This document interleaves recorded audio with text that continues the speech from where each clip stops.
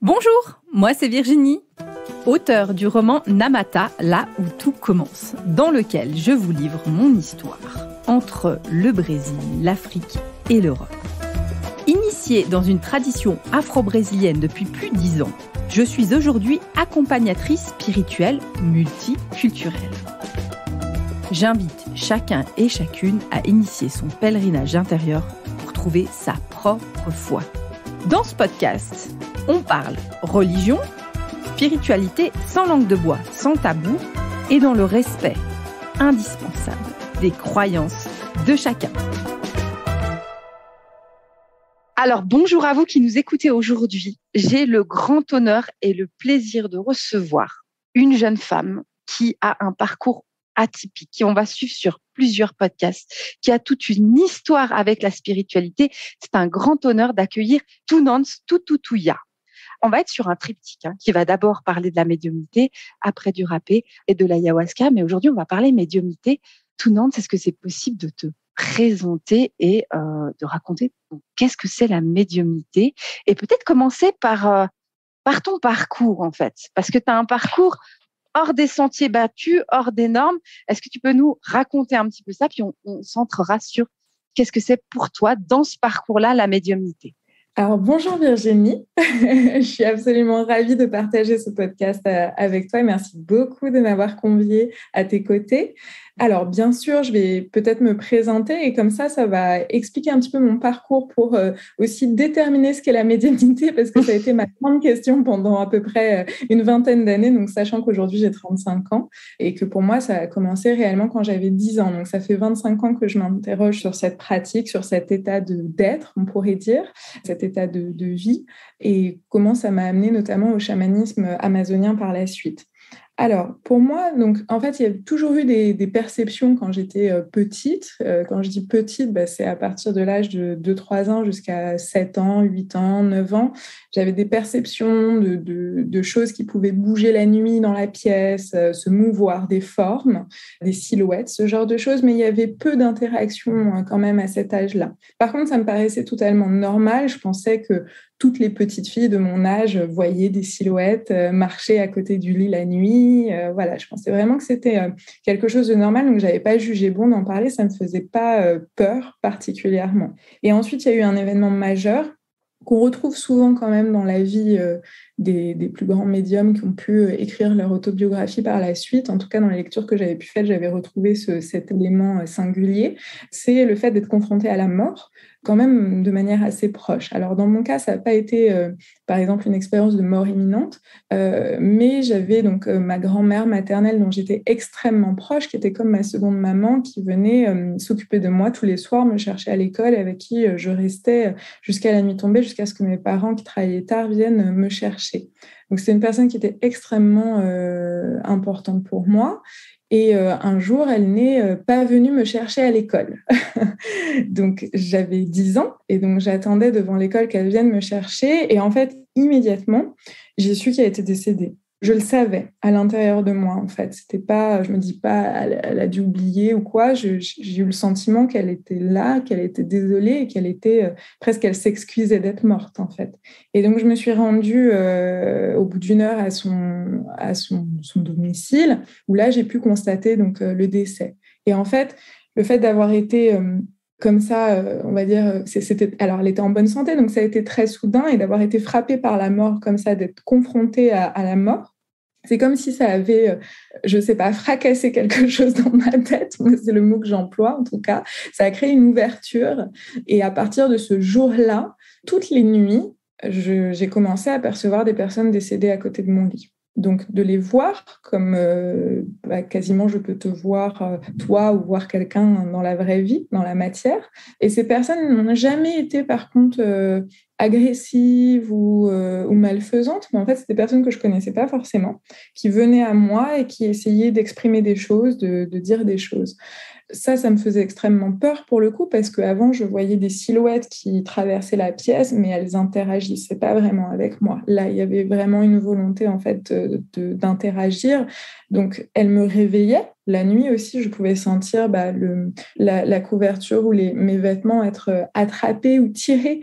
Jamais avec, encore une fois, avec une mauvaise intention, mais en tout cas toujours avec la volonté d'interagir avec moi. Donc pendant des années, je fermais les yeux, je dormais la lumière allumée, je me cachais sous la couette pour pas les voir. Je leur disais de partir, mais ça ne fonctionnait pas. Et j'ai commencé au même moment à faire des rêves prémonitoires qui étaient extrêmement glauques parce que je ne rêvais que de la mort des gens. Donc du coup, heureusement, ce n'étaient pas des rêves prémonitoires qui arrivaient toutes les nuits, mais ça pouvait être soit quelqu'un de proche, soit quelqu'un de beaucoup moins proche. C'était toujours des gens que je connaissais en tout cas. Et du coup, quand je rêvais de leur mort, systématiquement, à peu près 3 semaines jour pour jour après le rêve, ils mouraient. Et donc, du coup, j'avais pu, par exemple, voir la mort de mon chien, la mort de mon grand-père. Enfin, voilà, il y a eu comme ça plusieurs personnes qui sont décédées autour de moi. Je ne vais pas là raconter tous les détails. Il y a eu des morts plus brutales que d'autres, plus difficiles que d'autres. Mais en tout cas, il y a vraiment eu dans mon enfance un parcours avec la mort qui s'est mis en place. Là, je me permets juste, tout Nantes, là, toi, tu regardes Le Sixième Sens, le film Le Sixième Sens. Ça te raconte ta vie. C'est ça, c'est ma life. C'est ta life. On est d'accord. Là, moi, je suis dans là. Tu es dans ton là. On le voit, le petit 1 qui est caché sous l'eau. C'est ta vie. Toi, c'est quelque chose de. Alors, j'imagine, là, il voit. Tu vois, lui, on voit vraiment, il n'arrive pas à dissocier les vivants des morts. Toi, j'entends que tu les dissocies quand même. Hein. Voilà, c'est la nuit. Moi, par contre, et lui, il me semble, de mémoire, dans le film, il les voit aussi la journée. Oui. Voilà, moi, c'était que la nuit. Et comme c'était dans ma chambre, je savais qu'ils étaient morts, quoi. Enfin, d'accord, ouais. Il y a quelque chose en moi qui savait qu'ils étaient décédés. Je ne sais pas trop comment l'expliquer. Par contre, je ne les voyais pas comme lui, la moitié coupée ou ensanglantée. Je les voyais plutôt dans leur état normal, entre guillemets. Mais le sixième sens, j'ai toujours dit, eux, ils ont été conseillés par des médiums. C'est sûr. Ouais. C'est ça. Ou en fait, il y a quelque chose. Alors, effectivement, dans ce film, il y a quelque chose où, je dirais, là où on perd le lien avec peut-être quelque chose de plus réel, c'est que les personnages sont trop vivants, trop réels, trop dans les échanges. Mais toi, c'est à peu près ce que tu vis avec cette terreur de l'enfant, en fait. Hein, parce que ce qui est touchant, c'est cet enfant. Donc, toi, il y a un moment. Et l'autre question, c'est est-ce que tu peux en parler à tes parents? Comment ça se dit enfant? Est-ce qu'il y a quelqu'un à qui tu peux en parler? Eh ben, ça a été justement un tournant en fait dans ma vie, c'est-à-dire que moi j'en parlais pas parce que je croyais que tout le monde vivait ça. Donc si tu veux, il y avait quelque chose où je pouvais pas imaginer que c'était atypique. Et donc ça m'est même pas venu à l'esprit d'en parler. Tu vois, je me suis pas dit j'ai honte d'en parler ou ils vont pas l'entendre. En fait, dans ma manière de réfléchir enfant, comme c'est vraiment arrivé à 10 ans, donc j'étais, je pense, pas spécialement mature, tu vois, donc j'étais vraiment une petite fille. Je me suis pas dit, je vais leur en parler, en fait. Je sais pas pourquoi, ça m'est jamais venu un moment à l'idée, tu vois, que de leur en parler ou de demander de l'aide. Par contre, quand j'ai commencé à être adolescente, là, j'ai ressenti le besoin de leur en parler. Et moi, je viens d'une famille qui est extrêmement métissée, mais notamment au niveau religieux, c'est-à-dire ma mère, elle est laotienne vietnamienne, donc ils viennent de 2 bouddhismes différents, c'est-à-dire qu'au Vietnam et au Laos, c'est des bouddhismes qui sont différents, bouddhisme du petit véhicule et bouddhisme du grand véhicule. Pour ceux qui ne connaissent pas le bouddhisme, ce serait peut-être l'équivalent catholique protestant, par exemple, ou orthodoxe pour les chrétiens, donc c'est des choses quand même, des religions assez différentes. Et comme il y a eu l'Indochine, etc., ma famille avait été forcée de se convertir au christianisme. Donc il y avait cette espèce de syncrétisme religieux où ma mère, elle a toujours cru dans l'énergie, mais elle n'est pas spécialement dans la religion. Et du côté de mon père, là aussi, c'est une famille un peu mixte. Grand-père et grand-mère, ils étaient protestants pratiquants et catholiques pratiquants, ce qui à l'époque ne se faisait pas du tout. Ah, on était déjà dans le couple mixte, là. Complètement. Allez, à cette époque-là. Pas animé. Et ce qui peut l'être encore dans certaines familles, on est dans la diversité. C'est une perception de la vision chrétienne qui est très différente. Donc toi, tu vis dans cette pluralité spirituelle. Exactement. Et du coup, mes parents, face à cette grande pluralité, comme tu dis, spirituelle, ont fait le choix, en fait, de ne rien me transmettre. Ils ont dit, vu qu'on a un background qui est tellement différent en termes de religion, on va rien lui enseigner, elle va pas aller au catéchisme, elle va pas aller, ou je sais pas, à l'équivalent dans le bouddhisme ou quoi. On fait rien, on donne aucune éducation religieuse, on met pas d'icône dans la maison, etc. Et puis elle décidera vers quelle religion elle veut se tourner si elle souhaite se tourner vers une religion. Donc du coup, moi, on m'a jamais parlé de Dieu ou de spiritualité à la maison. C'était pas du tout dans mon environnement. Et donc, du coup, arrivée à l'adolescence, en fait, je me dis, en fait, ça va pas, ça me pourrit la vie, parce que du coup, je ne dormais pas la nuit. Hein. Qu'on soit clair, c'était impossible pour moi de dormir la nuit. Donc, c'était très dur dans la scolarité de pouvoir suivre en cours quand la nuit, tu avais dormi 2 heures. Donc, du coup, j'en ai parlé à mes parents qui, étant totalement démunis, ont dit, on va t'emmener voir un psychiatre, mais vraiment pas dans un sens négatif. Ils ont dit, on ne sait pas te répondre, on ne sait pas quoi dire à ce que tu évoques, donc on va faire confiance à un psychiatre, qui a été, évidemment, la pire chose à faire. Donc, quand j'ai dit à cette femme, qui était en plus une psychiatre très renommée, très réputée, voilà, je viens vous voir parce que la nuit, je vois des gens morts à côté de mon lit et que ça m'empêche de dormir. Je me souviendrai toute ma vie de sa réaction. Elle a eu les yeux qui se sont exorbités. Elle a commencé à noter énormément de choses sur sa feuille. Et la conclusion, ça a été une conclusion extrêmement hâtive, bien évidemment, qui a été: vous ne faites pas le deuil de votre grand-mère, qui était très importante pour vous. Donc, je vais vous donner des anxiolytiques, des antidépresseurs, et puis on verra après. Donc, j'ai eu des doses de cheval. Quand je regarde maintenant les dosages par rapport à mon âge et ma corpulence de l'époque, c'était vraiment des doses de cheval. Donc, ça m'a assommée au point que ça m'a déscolarisée en partie. Et puis, évidemment, toutes les nuits, je continuais à avoir mes copains de l'au-delà. Donc, ça n'a absolument rien changé sur les perceptions. Ça a duré combien de temps, ça ? Ça a duré 2 ans. Parce que du coup, j'étais en première, j'étais quasiment totalement déscolarisée. Pour te dire, mes perceptions, donc de voir les gens morts la nuit, me perturbaient tellement que j'en faisais aussi des crises d'angoisse, etc. J'ai été convoquée par comment on appelle ça, le médecin de l'académie, du rectorat, en gros. Enfin, tu vois, parce qu'ils se sont dit, peut-être qu'elle est battue, ou je ne sais pas, il y a un souci. Donc, voilà, c'est allé loin quand même. C'était vraiment pas anodin, ma déscolarisation. Donc, finalement, j'ai menti au médecin, je ne pouvais pas lui dire oui, je ne viens pas en cours parce que je vois des gens morts la nuit, que ça m'empêche de dormir. Donc, je lui ai dit que j'étais angoissée, que j'avais de la spasmophilie, ce qui était vrai, des crises d'angoisse. Et donc, du coup, j'ai eu un allègement du parcours scolaire. Donc, je pouvais aller en cours quand je voulais. Franchement, là-dessus, mes guides ont été cool. Je suis tombée sur quelqu'un de bien.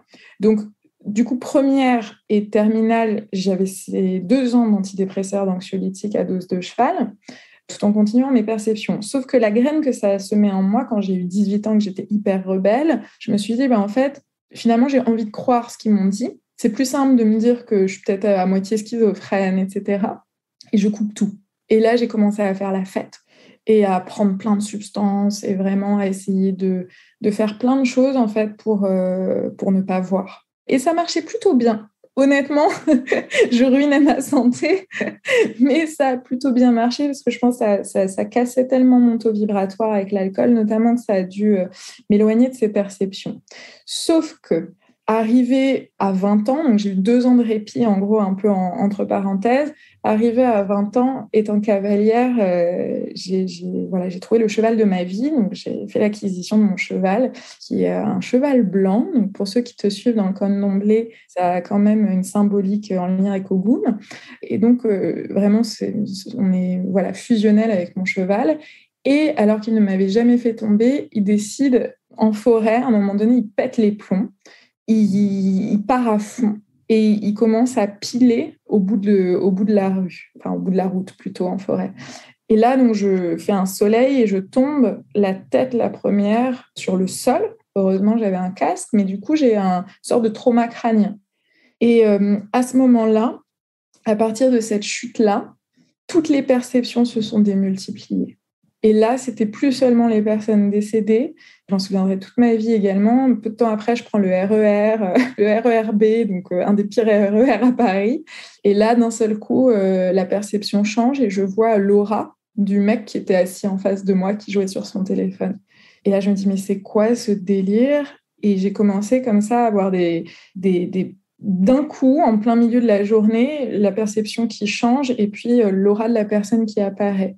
Donc, ça ne me servait absolument à rien, enfin, de voir les couleurs et tout ça, j'en faisais rien. Mais du coup, je me suis dit, il y a un truc qui ne va pas, en tout cas, il y a quelque chose qui a bougé.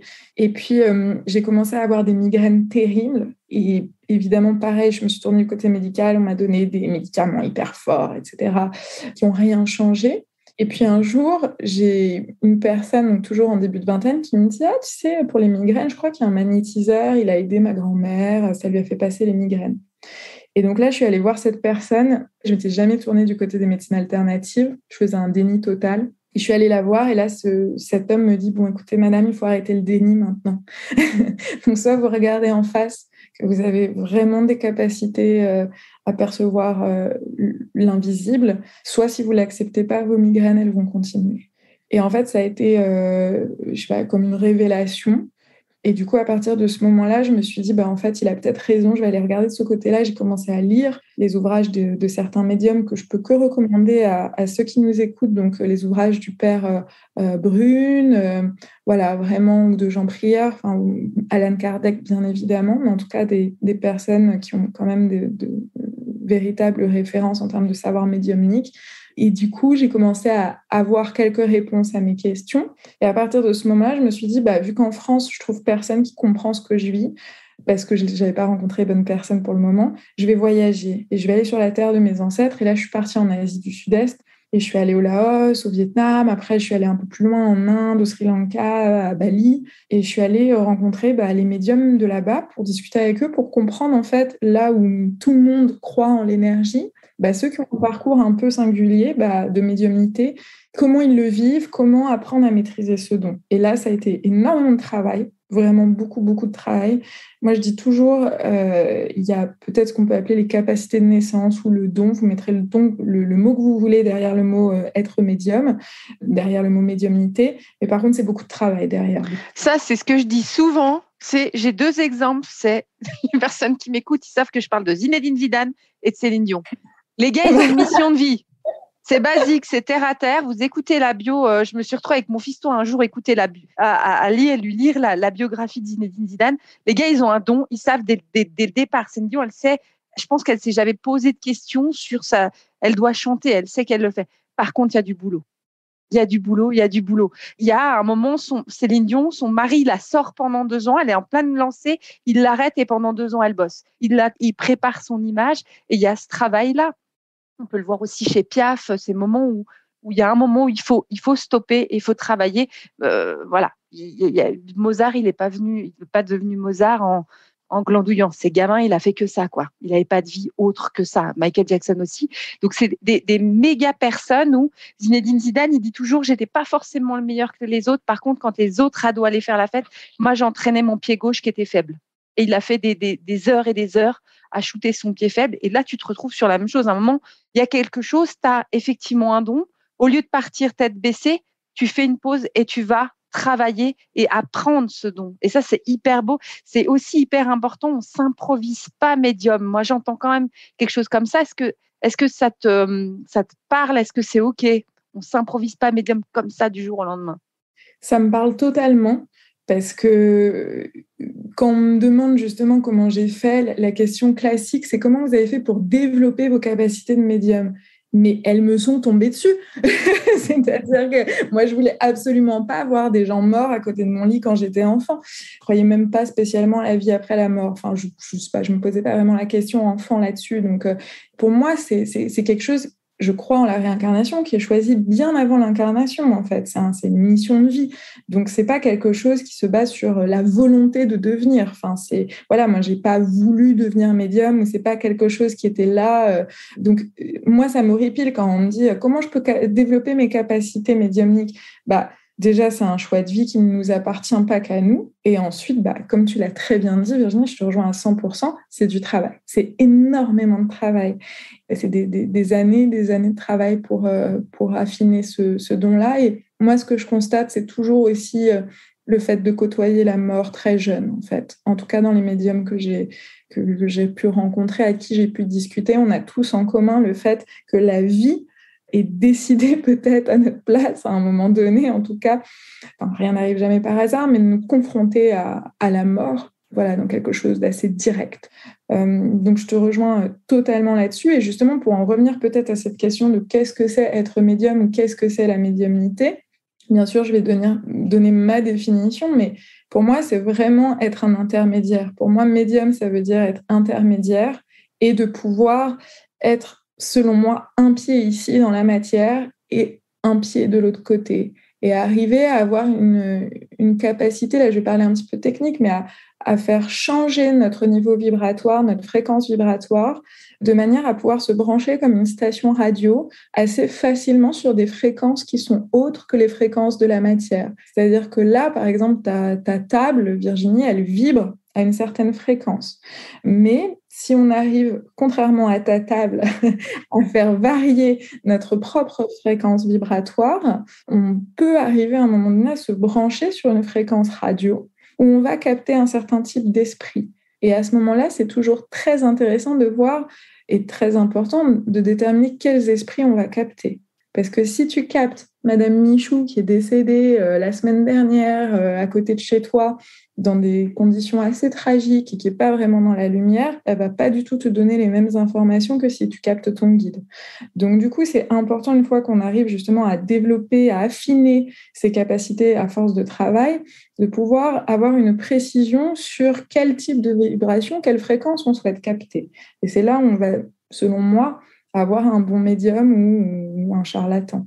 Donc, il y a à cet endroit-là, être médium, pour moi, encore une fois, c'est vraiment être intermédiaire entre ces esprits qui peuvent être des défunts, qui peuvent être des guides, qui en tout cas sont des êtres désincarnés, tous ceux également qu'on peut évoquer avec toi, les caboclos, les échous, les orishas, et le monde des vivants. Voilà, pour moi, être médium, c'est vraiment être cet intermédiaire-là. Et du coup, je le distingue un petit peu du chamanisme. Je reviendrai sur le chamanisme amazonien dans un autre podcast, où pour moi, le chaman va davantage avoir un rôle d'intercesseur, où là, par contre, on va intervenir auprès des esprits pour demander des choses. Pour moi, médium, c'est plutôt, je dis toujours, je suis comme un téléphone. Je suis votre fil entre vous et les esprits qu'on va essayer de contacter, qui vont soit décider par eux-mêmes de se présenter à vous, soit on peut essayer d'appeler, par exemple, une personne décédée ou une personne avec qui vous voulez communiquer. Mais en tout cas, pour moi, un médium, il ne doit jamais interpréter et il s'efface dans la communication. Il se dépersonnalise pour être justement cet intermédiaire, ce téléphone. Pour moi, c'est vraiment cette image-là, d'être le fil de communication entre la personne vivante et un esprit qui, lui, est ce qu'on pourrait dire désincorporé, qui n'a pas de matière. C'est intéressant, du coup, ce rapport à la mort.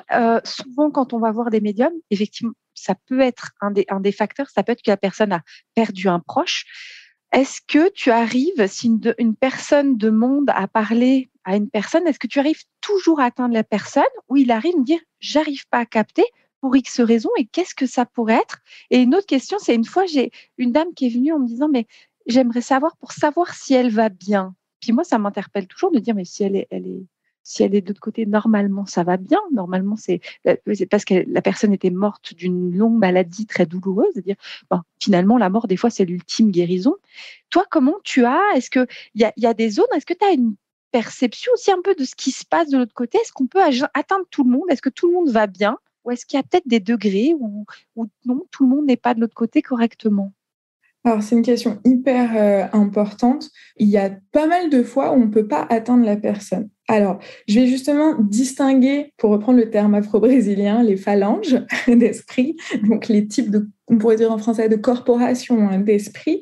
C'est-à-dire que aujourd'hui, moi, j'ai décidé de prioriser vraiment la communication avec les guides des personnes. Donc, en séance, les personnes viennent et là, je demande au guide principal de se manifester pour pouvoir donner des indications à la personne sur ce qu'elle doit faire dans sa vie, dans son incarnation, et comment l'aider à résoudre ses problèmes. Donc, sur les guides, en tout cas dans ma pratique, ils se manifestent toujours. Dans 100% des cas, pour l'instant, je touche du bois, j'ai jamais eu un cas de figure où le guide ne s'est pas manifesté pour la personne. Après, ça, c'est un contrat que j'ai passé avec, que moi j'appelle mes N+1, mon manager, mon guide principal, on pourrait dire ma hiérarchie, où voilà, on a un contrat ensemble et aujourd'hui, voilà, j'ai décidé de dédier ma vie à ces séances-là de médiumnité. Donc, quand la séance arrive, il y a toujours le guide de la personne qui se présente. Par contre, je distingue bien le cas des guides du cas des défunts. Dans le cadre des défunts, ça dépend de plein de facteurs différents. Le défunt, s'il est décédé il y a longtemps, en fait, il a avancé dans ses plans de l'autre côté, parce que souvent j'entends cette phrase dont j'ai horreur, oui, dans la lumière ou pas dans la lumière. Mais c'est pas binaire, hein, c'est pas une porte qu'on passe, puis hop, on est de l'autre côté ou on est encore dans la matière. Enfin, c'est bien plus compliqué que ça, et c'est des états vibratoires. Donc si la personne, elle est décédée, imaginons, il y a 30 ans, et ça fait 30 ans voilà, qu'elle a passé ses paliers aussi de l'autre côté et qu'elle a avancé, ça va être extrêmement dur pour elle, j'ai même envie de dire presque souffrant, que nous, dans la matière, on l'appelle pour juste lui demander si elle va bien ou si elle a 2-3 conseils à donner, 2-3 tips à donner à son petit-fils ou à sa fille. Enfin, c'est quelque chose qui est vraiment difficile pour les défunts. Donc, déjà, il y a des règles d'or, en fait. C'est, généralement, on va appeler les défunts que si ça fait aller... Enfin, dans mon cas, en tout cas, au plus 10-15 ans qu'il y a eu le décès. Après, je considère qu'on ne doit pas vraiment les déranger. Là, on peut avoir un vrai nom. Après, ça dépend aussi du lien. Par exemple, quelqu'un qui viendrait me voir pour me dire « Ouais, je suis fan de Michael Jackson. » Tu parlais de Michael Jackson. Il me dit « J'aimerais beaucoup lui parler. Je ne l'ai jamais rencontré de son vivant. J'aimerais bien l'appeler maintenant qu'il est décédé. » Mais évidemment que mes guides vont dire non. Enfin, voilà, pour moi, il y a un peu comme... Mes guides, c'est un peu comme des videurs de boîtes. Ils décident en séance qui peut venir. Donc là, je vais reprendre l'exemple de Madame Michou. Ils vont lui dire « Non, toi, Madame Michou, tu n'es pas concernée par la séance, là, donc tu ne viens pas. » Donc, ils vont filtrer. Et puis, ils vont demander les permissions, les autorisations. Souvent, ils emploient le mot de fenêtre. Ils disent la fenêtre du canal pour que la personne décédée vienne ou non. Voilà, s'il n'y a pas un lien réel entre la personne et le défunt, moi, je vais avoir un nom. Après, il y a aussi des cas de figure où la personne est décédée récemment et elle est ce qu'on appelle dans le repos de l'âme. Par exemple, si elle est décédée il y a moins de 6 mois, pour moi, on laisse tranquille, on n'intervient pas. Donc là, par contre, c'est moi qui vais refuser et de toute façon, ça ne fonctionne pas. Et après, il y a encore un autre cas de figure où le défunt peut refuser de venir, où il peut ne pas m'apprécier moi, on peut ne pas avoir d'affinité, en fait, et ça ne se fait pas. En tout cas, il y a des cas de figure où j'ai un nom. Voilà, pour les défunts, c'est vraiment quelque chose d'assez complexe.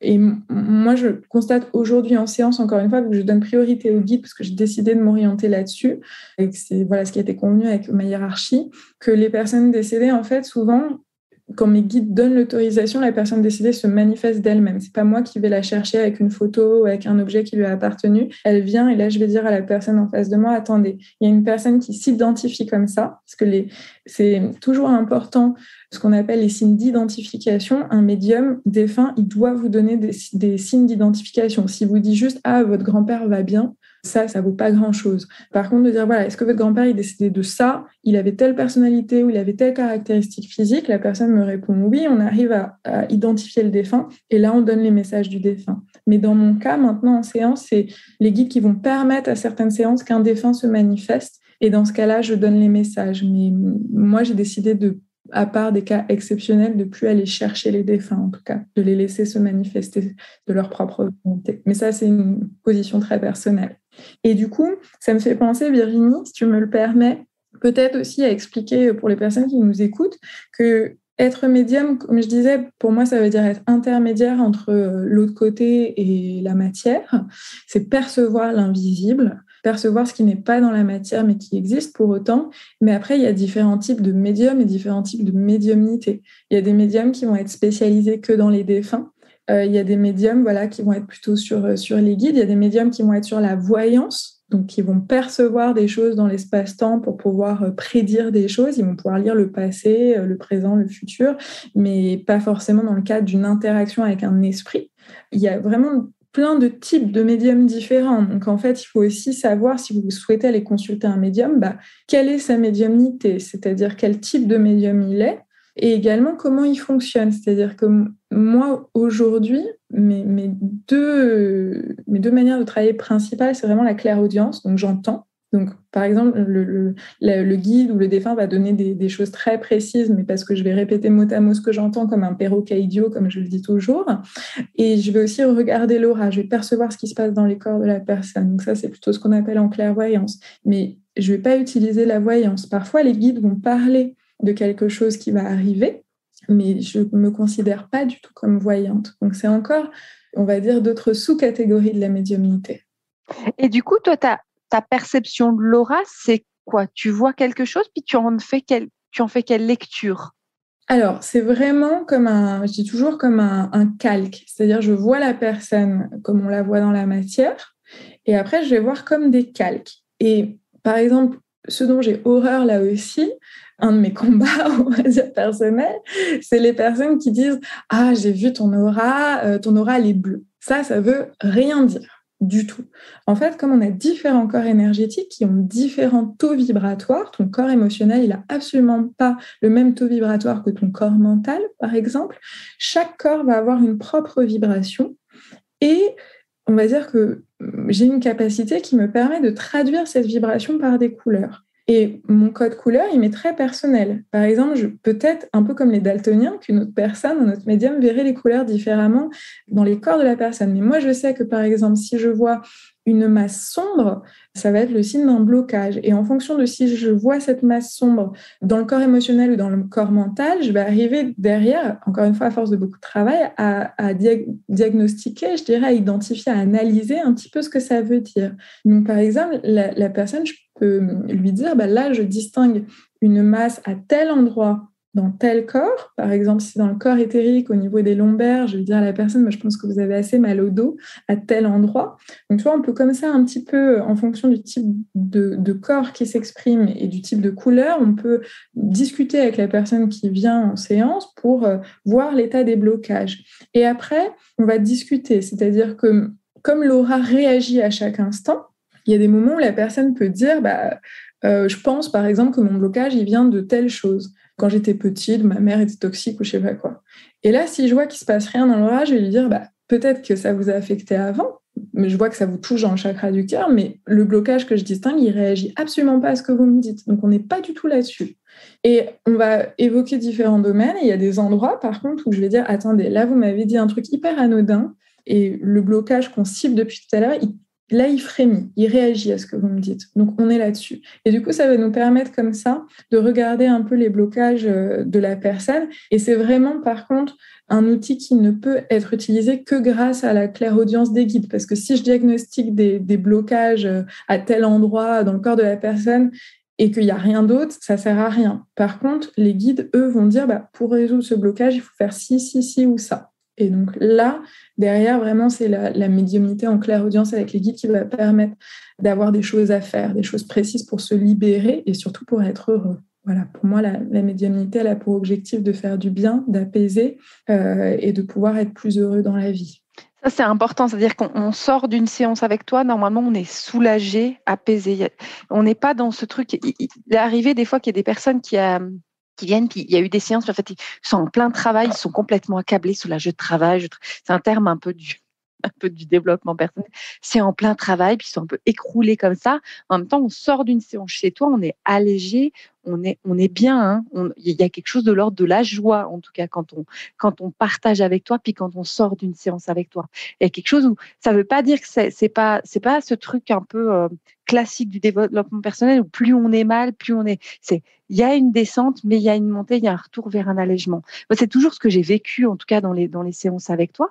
Après, ça m'appartient, mais je crois que pour t'avoir en tout cas envoyé beaucoup de monde chez toi, c'est toujours le retour que j'ai, en tout cas, de l'allègement. Et il y a quelque chose de libérateur, en tout cas, et de volonté d'avancer. C'est vraiment mon objectif. En tout cas, si la personne sort moins bien de la séance qu'elle n'est entrée, c'est que j'ai raté mon travail, c'est que j'ai raté ma séance. Donc, l'objectif des guides, en tout cas, dans la manière dont j'ai toujours dialogué avec les miens, avec mes propres guides, ils m'ont toujours dit, mais c'est joie et amour. C'est-à-dire que si on est aimé, mais qu'on n'a pas de joie de vivre, on ne va pas réussir à se réveiller le matin et à se lever, et à accomplir ce qu'on a à accomplir. Donc, il y a vraiment cette notion de ramener la joie, de ramener l'amour pour soi, l'amour pour le monde, et de comprendre justement ce qui peut entraver en nous notre accès à une joie pleine. Donc c'est vrai que moi j'oriente beaucoup sur la joie, sur l'amour bien évidemment aussi, mais la joie en tout cas pour moi c'est quelque chose qui est très relié aux guides aussi. Les guides ils sont très drôles. Ils nous disent les choses très cash, ça va rarement dans le sens de l'ego. Donc, je dis toujours aux personnes, il faut être prêt à entendre des choses que vous n'avez pas envie d'entendre sur l'ego. Par contre, c'est toujours réconfortant. Pareil, si à un moment donné, une personne vient parce qu'elle n'arrive pas à faire le deuil d'une personne qui est décédée, l'objectif, c'est absolument pas d'entretenir ce lien avec l'au-delà pour que la personne nous manque moins. Pas du tout. C'est d'aider la personne à faire son deuil pour qu'elle soit plus heureuse et qu'elle puisse continuer à vivre. Et parfois, ça peut passer par un contact défunt ou alors par une conversation avec ses guides. Mais en effet, il y a vraiment cette notion d'aider la personne à se libérer de ses fardeaux, comme on dit au Brésil, le fardeau qu'on porte tous, de manière à être plus léger, plus joyeux et de ressentir davantage en nous l'amour pour nous-mêmes et pour les autres. Pour moi, c'est vraiment les clés du bonheur. La première chose que je dis en séance, c'est notre objectif commun à vous et à moi, c'est que vous soyez le plus heureux possible ou la plus heureuse possible dans votre vie. Et pour ça, on va regarder ce qu'on peut faire. Amen. Là, c'est là où je dis amen. Amen. Sinon, j'aimerais juste refaire un petit focus un moment. Tu nous partages dans ton histoire, tu vas en Asie, tu fais ce voyage en Asie, tu rencontres des médiums. Là, on est parti effectivement sur le fait que tu as bossé. Comment tu as traversé ce voyage en fait?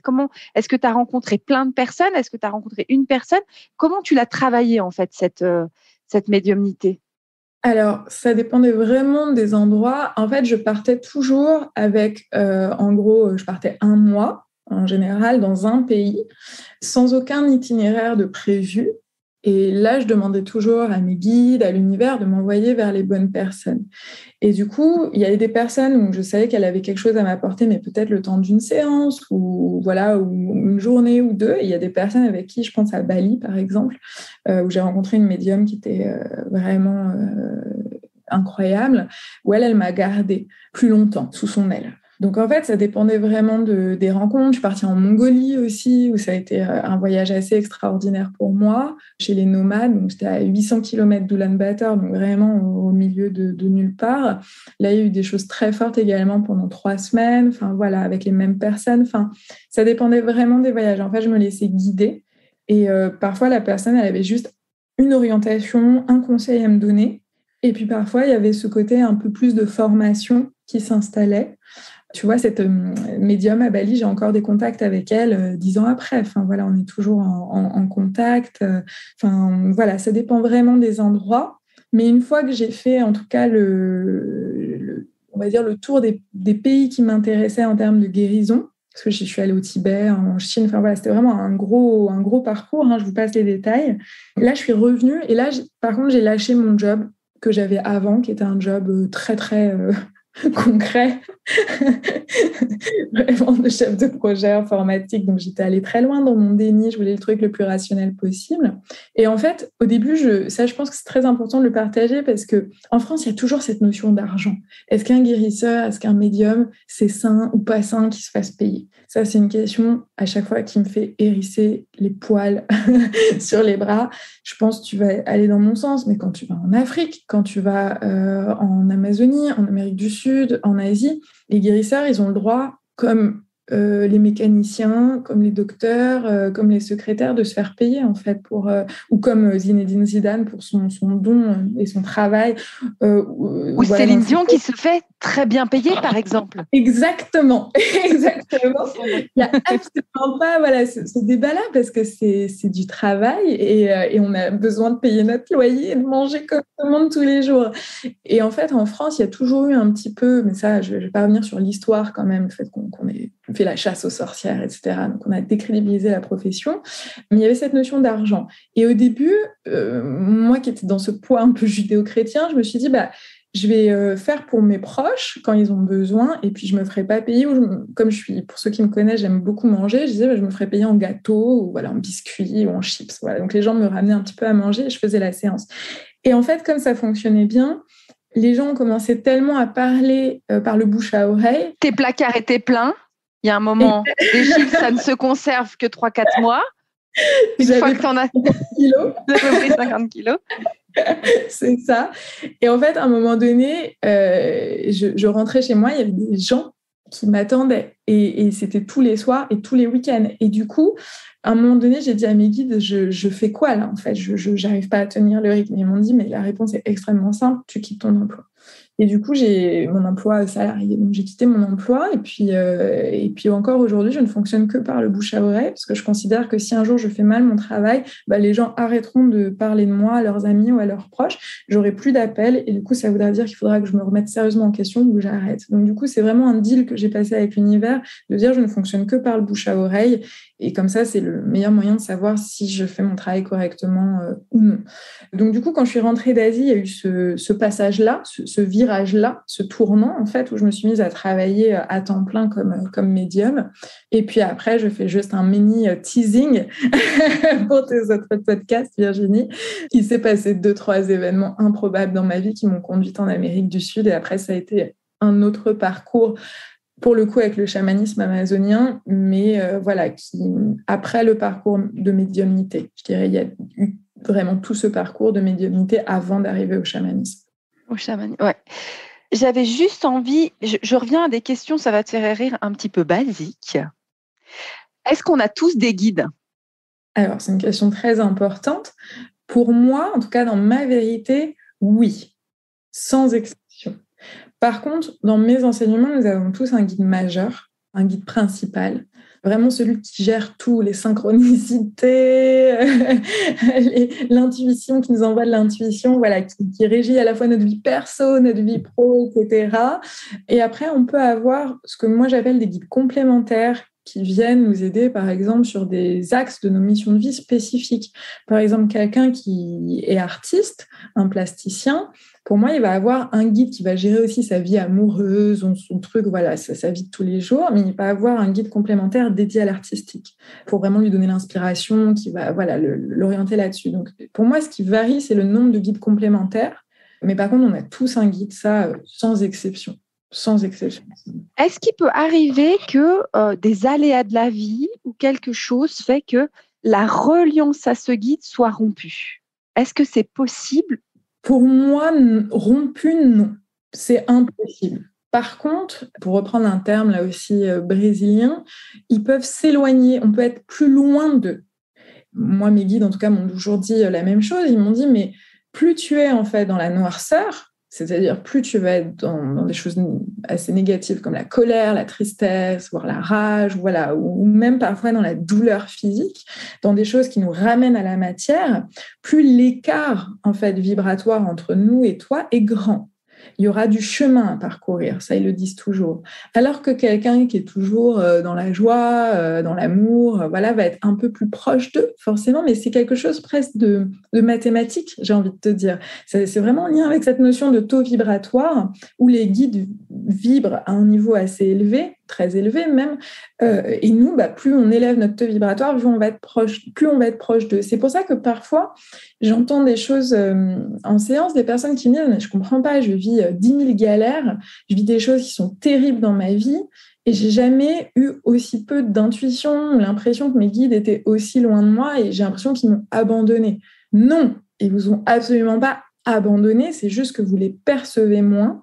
Et plus on va être justement dans l'ego, dans le bruit mental ou dans des choses vraiment négatives, plus on va plomber notre taux vibratoire et plus on va être loin d'eux, donc moins on va les percevoir. Mais ça ne veut pas dire que la connexion est rompue ou qu'ils nous ont abandonnés. C'est juste qu'on les perçoit moins. Est-ce que c'est possible aussi que justement ces défunts, il y a dans la notion peut-être plus néo-chamanique, mais aussi globale dans le chamanisme, de dire à un moment on a un défunt qui se colle à nous. Je ne sais plus quel est le terme néo-chamanique, je ne sais plus, il y a un terme un peu pour ça. Il y a l'entité, mais il y a l'entité qui va un petit peu te vampiriser.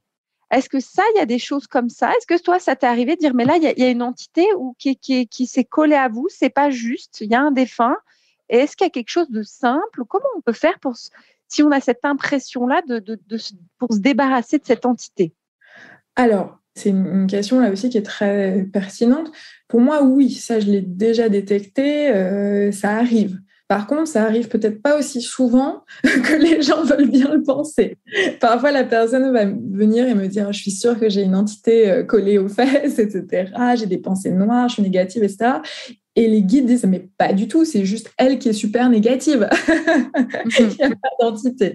Donc, je dirais que ça peut arriver, mais c'est peut-être pas aussi fréquent que le développement personnel, tout ce qui est New Age semble le dire. C'est psychopompe, le terme néo-chamanique, je crois. C'est vraiment l'entité qui se colle puis qui, du coup, va manger de l'énergie, psychopompe. Mais du coup, toi, tu dis qu'il y en a un peu moins. Et est-ce qu'il y a quelque chose, est-ce que là, il faut aller voir quelqu'un pour s'en débarrasser ou la personne peut s'en débarrasser toute seule? En fait, ça dépend vraiment du défunt. C'est-à-dire que je pense qu'il y a quelque chose de très important qu'il faut partager, c'est que pour moi, la règle d'or, c'est qu'un défunt ne peut s'accrocher et vampiriser en gros l'énergie éthérique. Ça prend l'énergie éthérique pour se maintenir dans le bas astral, parce que le bas astral est proche de la matière. Je simplifie au maximum, mais en gros, c'est ça. Donc, quand l'entité, justement, est accrochée, elle ne peut s'accrocher que s'il y a des brèches dans l'aura. Donc, une personne, par exemple, qui se drogue, qui boit plein d'alcool, etc., elle va avoir une aura qui est perforée. Donc là, elle sera un nid à entité. Ce sera hyper simple pour des défunts de s'accrocher et de la vampiriser. Quelqu'un, par contre, qui a une aura impeccable, c'est quasiment improbable qu'un défunt arrive à se coller, à s'accrocher. C'est vraiment la notion de brèche ou de trou dans l'aura. Et ce qu'il faut aussi voir, c'est qu'une entité, elle ne s'accroche que s'il y a une résonance dans la personne. Par exemple, les défunts qui sont dans le bas astral, qui ont pu être alcooliques à la fin de leur vie, ou même toute leur vie, ils vont chercher des personnes qui boivent de l'alcool. Un défunt qui était complètement dépressif, peut-être qui est mort de tristesse, il va chercher une personne qui est naturellement aussi dans la tristesse. Donc, on attire aussi à nous des défunts qui rentrent en résonance avec nous-mêmes. Donc, en fonction du défunt, si le défunt est vraiment extrêmement négatif, je vais caricaturer au maximum, mais imaginons vous vous retrouvez avec Hitler collé aux fesses. Là, oui, il faut aller voir quelqu'un. Ça va être dur pour vous de vous en défaire parce que la densité énergétique du défunt va être très lourde. Par contre, si c'est, par exemple, un jeune qui est décédé dans un accident de la route, qui ne sait même pas vraiment qu'il est décédé et qui juste se maintient parce qu'il ne vous perçoit pas réellement, mais il voit de la lumière, donc il s'accroche un peu à vous pour se maintenir. Alors là, il y a des techniques assez classiques qui sont basiques du style, vous pouvez vous doucher en vous frottant complètement avec du gros sel, non traité, non raffiné, style du gros sel de Guérande. Et déjà là, ça va rompre en fait les liens, les attaches. Donc, c'est quelque chose de très mécanique. Il faut le faire par contre en conscience, en priant. Mais ça, sur une entité un petit peu lambda, j'ai envie de dire, ça va suffire. Par contre, la sauge, il faut oublier. Voilà, le truc à la mode, là, la sauge, à la base, c'est les Amérindiens qui utilisaient la sauge, mais leur sauge à eux, c'est pas la même que notre sauge en France. Donc, notre sauge à nous, elle est quand même relativement faible. Vous pouvez la coupler avec du romarin ou avec d'autres herbes qui vont venir la renforcer, mais pour s'enlever une entité, quand même, ça se saurait si juste un petit coup de sauge passait. Voilà, donc je dirais, essayez le gros sel. Et si derrière, vous ne voyez pas une nette amélioration, allez voir un énergéticien ou un chaman, voilà, quelqu'un qui va pouvoir vous aider. Je te remercie, Caro, parce que là, on est sur un petit truc sur le sel. Je viens de sortir 3 articles de blog qui vont sortir dans rien que le travail avec le gros sel. Effectivement, on n'est pas dans la sauge, c'est juste du sel de base. J'ai fait une série d'articles sur tout ce qu'on peut faire rien qu'avec du gros sel. Et typiquement, c'est ça. C'est rien que ça. Et tout ce qu'on peut faire en douche et dans ce qu'on appelle les bains, qui est une pratique aussi qu'on pratique beaucoup au Brésil et en Afrique aussi. En Afrique, on va tamiser de la cendre aussi, puis c'est possible de le faire. Mais là, on fait donc du cou jusqu'au bas du corps. On essaye en général d'éviter de toucher la tête quand on travaille avec de la cendre. Mais ça, c'est un excellent conseil. C'est un excellent tips. C'est vraiment... Et c'est simple, hein. C'est ça, et c'est vraiment presque pas technique, mais c'est très concret. Au moins, vous êtes sûr que ça fonctionne. Et en effet, en Inde, j'avais constaté qu'ils le faisaient aussi avec de la cendre. Pour le sel, il y a sur la tête, je te rejoins totalement. J'ai pu constater différentes pratiques. Au Brésil, on ne touche pas. En Turquie, on va toucher. On va mettre sur le 7e chakra. Donc, selon les lieux, il y a un petit peu de débat. Mais moi, ce que je conseillerais, du coup, c'est fantastique si tu mets ça à disposition, que les gens s'inscrivent, prennent ton module et puis vraiment à y regarder, parce que la sauge, encore une fois, notre sauge européenne, c'est pas du tout la même que celle qui était utilisée à l'origine. Donc, moi, je préfère le gros sel, c'est une sécurité. Et allez voir le module que propose Virginie, du coup, s'il vous plaît, sur le sel. Sur le sel. C'est là, puis en plus, c'est justement, on peut avoir du sel justement de Guérande ou des sels, nous, on va trouver en Suisse du sel de nos montagnes. Donc, on est sur quelque chose qui n'a pas stagné pendant des mois, parce qu'on peut acheter la sauge, évidemment, on peut acheter de la super sauge blanche, mais comment elle a été cueillie, comment elle a été, alors que c'est toujours un peu ces questions. Ça fait combien de temps qu'elle est stockée, elle a été stockée où, alors qu'on arrive à trouver du sel rapidement, et justement, comme tu dis, du sel de Guérande, nous, du sel des Alpes, qui est tout chargé, c'est un sel d'énergie de la terre qui est aussi très particulier en Suisse. Au début, j'étais là, il y a du sel dans les montagnes. Oui, il y a du sel dans les montagnes. Et du coup, on arrive en plus à avoir du sel quasi régional, ou en tout cas de notre pays. Donc ça, c'est hyper bien. J'avais envie de rebondir, si ça va pour toi, sur la notion, Caro, effectivement de salaire. Et pour moi, il y a, ça c'est très aussi Cardésis ou Monde Spirit, sans charité, point de salut. Donc ça, on le trouve dans la Bible du spiritisme. Et en fait, ça s'équilibre comment? Ça s'équilibre que là, toi et moi, pour moi, on est en train de donner de notre temps pour transmettre un savoir qui n'a pas d'objectif de rentabilité. Et on est en train de faire un don. Le podcast, pour moi, c'est quelque chose qui est de l'ordre du don. Et de prendre du temps, ça prend du temps. Il y a quelqu'un qui est rémunéré derrière pour le faire. Je paye une plateforme pour. Donc, en plus, il y a quelque chose où je donne avec des frais derrière. Puis, c'est notre temps et c'est des frais techniques. Et de l'autre côté, c'est de dire, c'est OK, il y a ces dons-là. Par contre, il y a des moments où c'est OK de faire des dons et c'est OK à des moments d'être rémunéré. Pour moi, il y a cet équilibre-là, en fait. Et c'est toujours un travail où, bah oui, sinon, faut maintenir un travail à côté qui permet pas d'avoir une bonne qualité énergétique des fois. Et toi, c'est ce qui s'est clairement passé. Exactement, moi, ça a été vraiment mes guides qui m'ont dit tu aideras plus de gens en fait et tu feras plus de bien sur Terre à dédier ta vie à la médiumnité, à recevoir plus de personnes chaque jour et à faire les choses de meilleure qualité parce que tu ne feras que ça, plutôt que de continuer ton petit travail salarié. Donc, c'est vraiment eux qui m'ont pas laissé le choix parce que moi, j'étais dans un CDI très bien rémunéré, très sécure, assez prestigieux. Donc, c'était vraiment, mon ego n'avait absolument pas envie de quitter cet emploi, mais bon, j'ai exécuté ce qu'on m'avait dit. Et en fait, alors là aussi, je vais avoir une posture qui est très personnelle, mais pour avoir dialogué régulièrement avec mes guides sur cette question de l'argent, dans ma vision des choses, en fait, on a tous une mission de vie de charité. Tous sans exception. Et après, moi, je distingue en fait la mission de vie qu'on a à faire, on va dire, alors les guides appellent ça de service, moi, ils appellent ça comme ça, qui peut être professionnel, on va dire, et la mission de vie de charité. Parfois, elle peut être reliée, parfois non. Et dans mon cas, par exemple, ma mission de vie, c'est d'accompagner les gens à être heureux sur leur chemin de vie, le plus heureux possible en tout cas, de vraiment les accompagner comme une sœur en fait, dans mon travail de médiumnité, qui est donc un travail rémunéré pour que je puisse avoir un toit et élever ma famille quand même, en tant que mère de famille. Par contre, ma mission de vie de charité dans mon cas, même si je te rejoins totalement, Virginie, c'est aussi en donnant de son temps par ailleurs. Dans mon cas, elle m'a été donnée également par mes guides de manière extrêmement précise, qui est d'accompagner en bénévolat les personnes en soins palliatifs. Et du coup, c'est quelque chose, c'est du bénévolat que je fais, voilà, où je me suis engagée à faire ça, en fait, d'aider ces gens gratuitement en soins palliatifs. Pour le coup, pas en tant que médium, mais bon, ils en bénéficient aussi. Et ça, c'est ma mission de vie de charité. Et si je donne un autre exemple qui est très proche de moi, donc mon mari étant un chaman brésilien, lui, comme au Brésil, il s'est toujours fait rémunérer pour ses cérémonies. Par contre, bien sûr, si une personne n'a pas les moyens de payer et qu'elle a besoin, il offre. Ça, c'est une règle d'or. Mais lui, sa mission de vie, par contre, de charité, et auquel il s'emploie depuis toujours, c'est d'aider les personnes à la rue, les SDF concrètement.